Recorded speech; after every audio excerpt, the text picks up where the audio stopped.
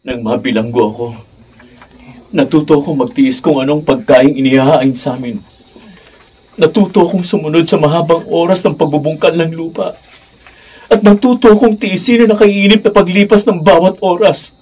Bawat araw sa aking buhay na hindi nakatitiyak kung darating pa ang araw na lalaya ako.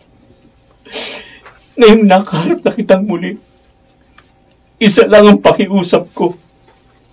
Huwag mong ipadana sa mga anak ko ang pagmamalupit mo sa akin noon.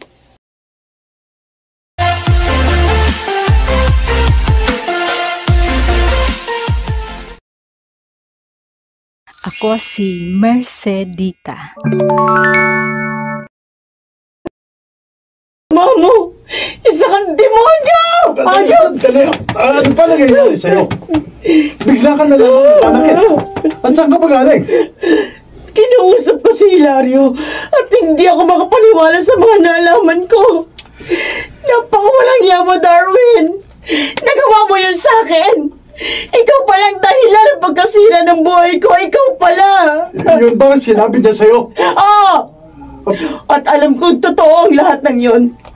Dahil nasabi niya sa akin ang detalyado. Mula simula hanggang sa matapos ang bangungot na yun sa buhay ko.